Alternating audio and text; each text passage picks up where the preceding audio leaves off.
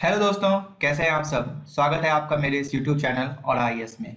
तो मैं आपको बिहार से रिलेटेड करंट अफेयर्स करा रहा था, जिसमें मैंने जनवरी के दो वीडियोस लाया था, जिसमें मैंने एक 10 एमसीक्यू सॉल्व कराए थे और एक मैं आपको 31 लाइनर्स करवाया था। उसके पहले मैं एक इंट्रोडक्शन वीडियो लाया था, जिसमें मैंने आपको बताया था कि बिहार के जो करंट अफेयर्स आते हैं वो किस तरीका से आते हैं, कौन से टॉपिक से आते हैं और किस टाइम फ्रेम में आते हैं। अगर आपने इस तीनों वीडियो को नहीं देखा तो आप जरूर जाके प्लेलिस्ट में इस वीडियोस को देख सकते हैं।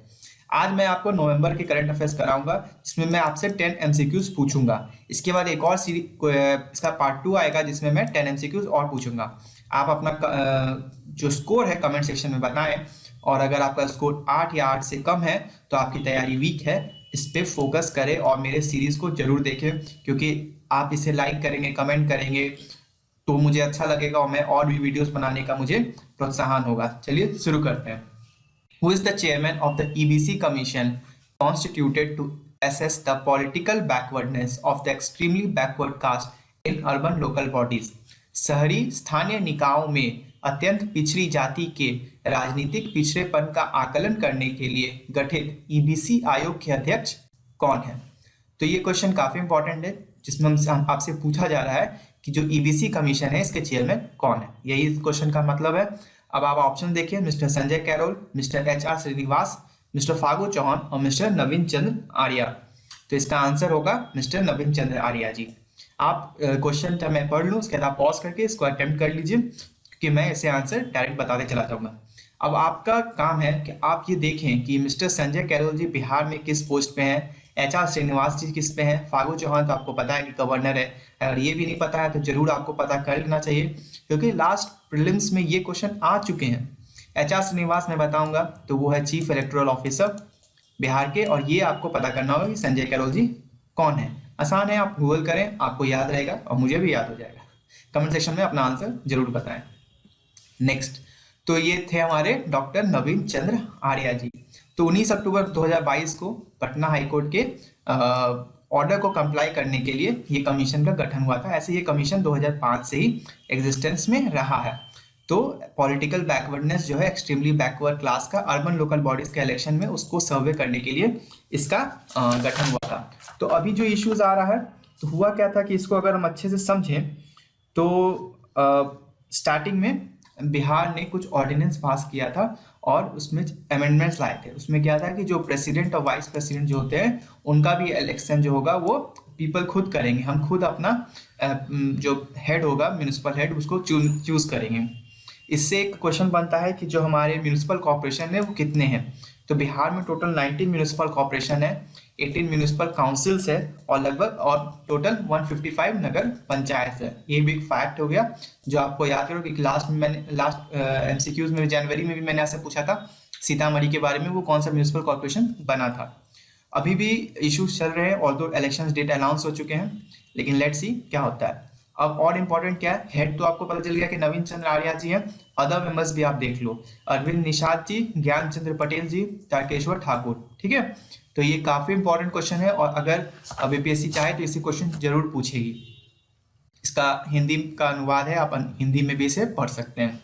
नेक्स्ट क्वेश्चन है, on whose birth anniversary Prakash Parv was celebrated at Rajgir international convention centre.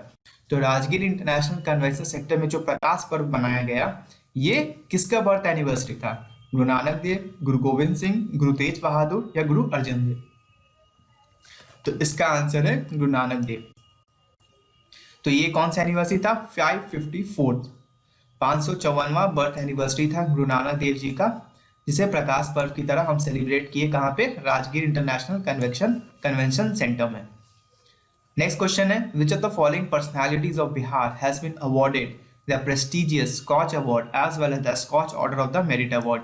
Bihar के निम्नलिखित व्यक्तित्वों में से किसे प्रतिष्ठित स्कॉच अवार्ड के साथ साथ स्कॉच ऑर्डर ऑफ मेरिट पुरस्कार से सम्मानित किया गया? जय सिंह, विजय सिंह, अवध बिहारी चौधरी या विजय गोयल?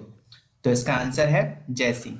एक और मैं आपसे पूछूंगा कि अवध बिहारी चौधरी बिहार में किस पोस्ट पे हैं, ये आप बताएं। उसके बाद इसका आंसर क्या होगा? जय सिंह। तो इन्हें क्यों अवार्ड मिला? तो लैंड रिकॉर्ड और सर्वे जो है गवर्नमेंट ऑफ बिहार का, इसका ये डायरेक्टर है, पहला चीज। और इन्होंने जो डिजिटाइजेशन हो रहा है लैंड सर्विस प्रोजेक्ट से रिलेटेड, उसमें काफी अच्छा काम किया है। मेन से रिलेटेड आप याद रख सकते हैं कि इससे क्या होगा, ट्रांसपेरेंसी बढ़ेगी और रिस्पॉन्सिबल और मॉडर्न मैकेनिज्म लैंड सर्वेस का स्टैब्लिश हो सकेगा बिहार में। ओके, नेक्स्ट क्वेश्चन है, what is the rate of unemployment in Bihar according to the report by centre for monitoring by the Indian economy. तो centre for monitoring the Indian economy की report के अनुसार बिहार में बेरोजगारी की दर क्या है, 14.6, 14.5, 4 या 7। ऑप्शंस ऐसे ही आते हैं बीपीएससी में, तो इसी तरीके का तैयारी आप रखें। इसका आंसर होगा 14.5। तो बेरोजगार हम खुद हैं क्योंकि इसलिए हम एग्जाम की तैयारी कर रहे हैं। तो चलिए, अनएम्प्लॉयमेंट रेट कितना है, ये 14.5 है और ये अगस्त अक्टूबर महीने का, याद रखिएगा। चांसेस कम है इसका पूछने का, but you never know BPSC क्या कर सकती है, तो प्रैक्टिस कर लीजिए क्योंकि इकोनॉमी से क्वेश्चंस काफी फैक्चुअल आए थे इस बार, इसलिए मैं ये क्वेश्चन आपको दिया। नेक्स्ट क्वेश्चन है, काफी बड़ा स्टेटमेंट है लेकिन पढ़ते हैं। तो क्वेश्चन बेसिकली ये है कि which of the following statements related to Kanya Utthan योजना।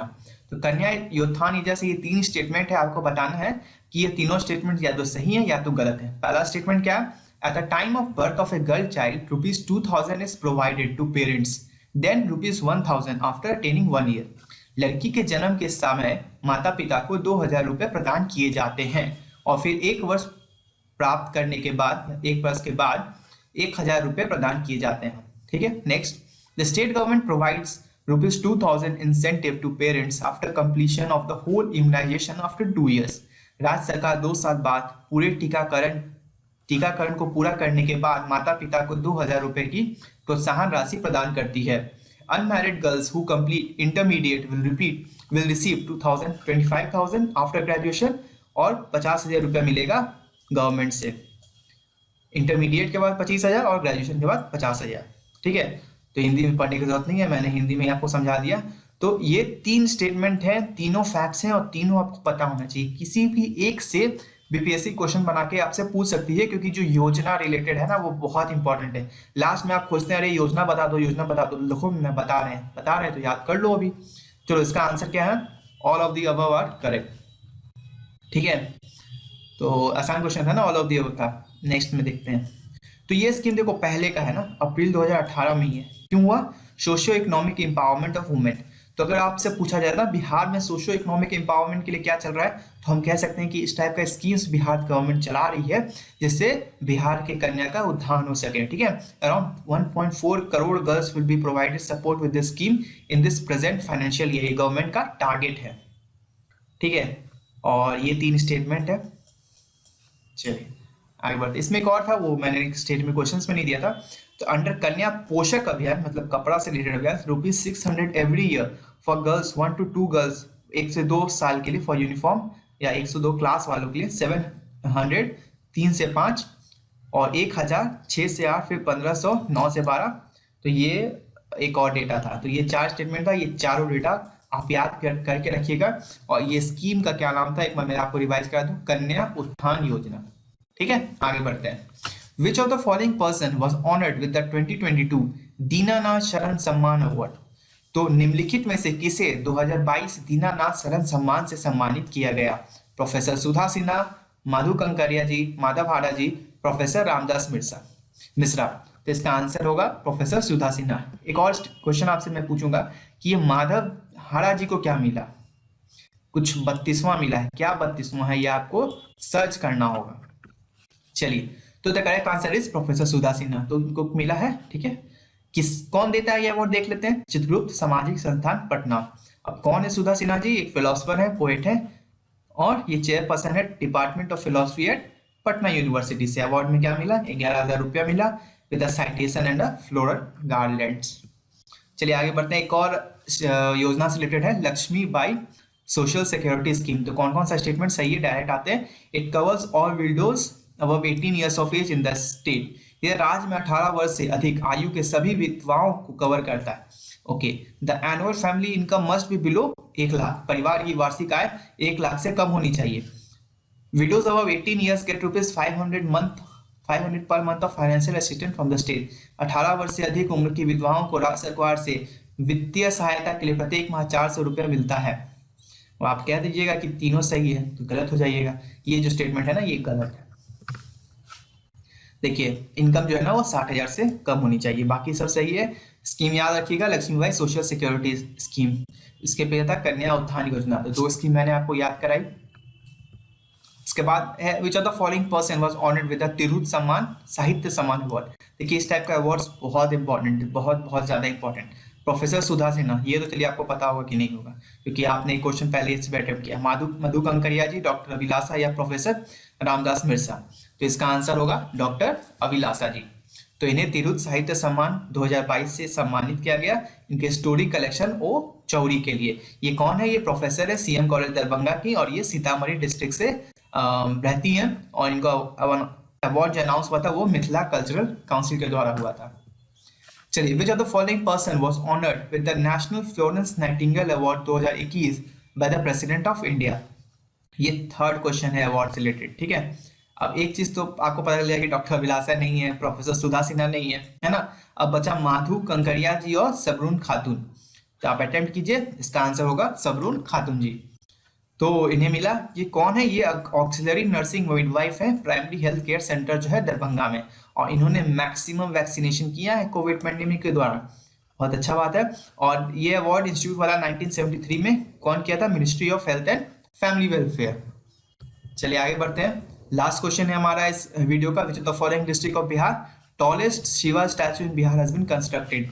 बिहार के निम्नलिखित में से किस जिले में बिहार में भगवान शिव की सबसे ऊंची प्रतिमा का निर्माण किया? ये बिहार की सबसे ऊंची है, याद रखिएगा, ठीक है। इंडिया से रिलेटेड मत कीजिएगा। इससे रिलेटेड कुछ और क्वेश्चन होगा, सीतामढ़ी में किनका स्टैचू बनाया गया है और उसका हाइट कहाँ कितना है, ये आप कमेंट सेक्शन में बताएं। तो इसका आंसर है रोहतास जिला। So the construction of tallest Lord Shiva statue in Bihar has been completed. It is situated at Pilot Baba Temple, Sasaram in the Rohtas district of Bihar. तो अब आप अपने बिहार के मैप में देखिए रोहतास कहाँ पे है, जो मैं हर क्वेश्चन में आपको बताता हूँ। इट इज 111 फीट टॉल, और ये 4th टॉलेस्ट स्टैचू है इंडिया में, और बिहार का सबसे ज्यादा टॉलेस्ट है। तो ये 10 क्वेश्चन की सीरीज खत्म हो गई। आप अपना स्कोर कमेंट सेक्शन में बताएं, और नेक्स्ट वीडियो बहुत ही जल्दी आएगा जिसमें नवंबर के नेक्स्ट 10 करंट अफेयर्स सॉल्व करूंगा, और ये टॉप 20 बेस्ट करंट अफेयर्स है। इससे अच्छा बेस्ट करंट अफेयर्स आपको कहीं नहीं मिलेगा। Thank you guys.